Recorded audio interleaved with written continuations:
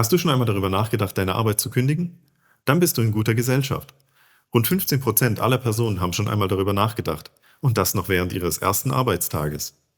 Und rund ein Drittel schafft es nicht einmal über ihre Probezeit hinaus. Das beste Mittel dagegen? Ein gelungenes Onboarding. Mein Name ist Christian von Stackfield und ich zeige dir heute, wie dir das mit Stackfield einfach gelingt. Unsere Lieblingslösung, um das Onboarding neuer Kolleginnen und Kollegen einfacher, konsistenter und erfolgreicher zu gestalten, sind personalisierte Onboarding-Räume. Wir legen einen zentralen Raum an, der alles bündelt, was für den Einstieg wichtig ist. Und ganz wichtig, über die Funktion Raumvorlagen machen wir daraus einen wiederholbaren Prozess, der sich immer wieder nutzen und anpassen lässt. Das heißt, wir erstellen einmal eine Raumvorlage mit allen wichtigen Inhalten und rufen sie bei Bedarf mit wenigen Klicks auf. Schauen wir uns das mal in der Praxis an. Angenommen, nächste Woche startet unser neuer Kollege Max und wir müssen alles Wichtige für seinen Start vorbereiten. Zunächst erstellen wir einfach einen neuen Raum auf Basis unserer standardisierten Vorlage. Vergeben einen passenden Namen und schon geht's los.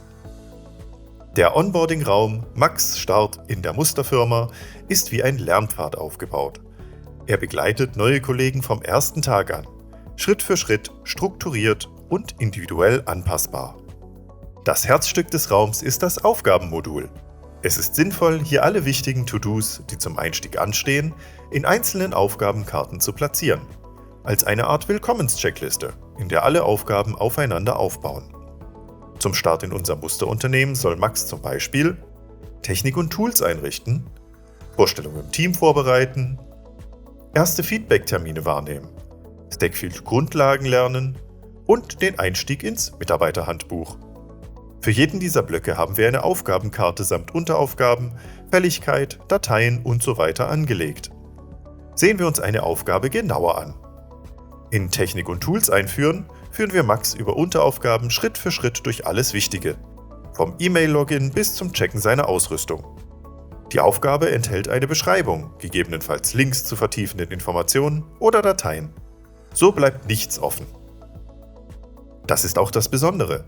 Jede Aufgabenkarte kann direkt mit allen wichtigen Infos und Materialien verknüpft werden. Dafür nutzen wir unter anderem das Seitenmodul, unser internes Onboarding-Wiki.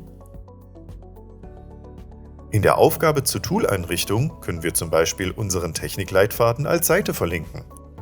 Wenn Max also Fragen zur Einrichtung neuer Tools hat, klickt er einfach auf den Link und findet alle nötigen Infos.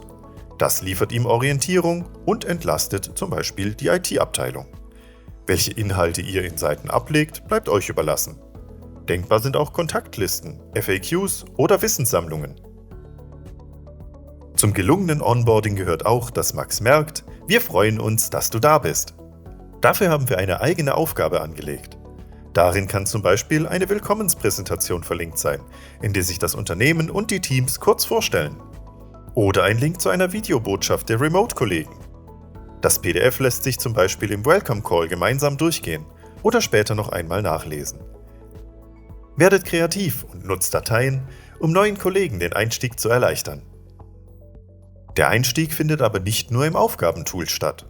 Der Raum lässt sich auch optimal nutzen, um alle Termine rund ums Onboarding zu organisieren, wie Feedbackgespräche oder Kennenlernrunden.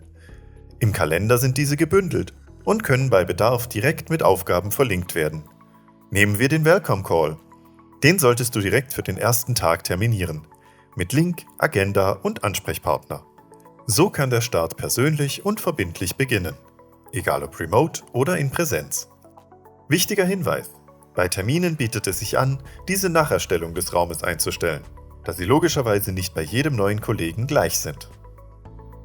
Das war aber natürlich noch nicht alles.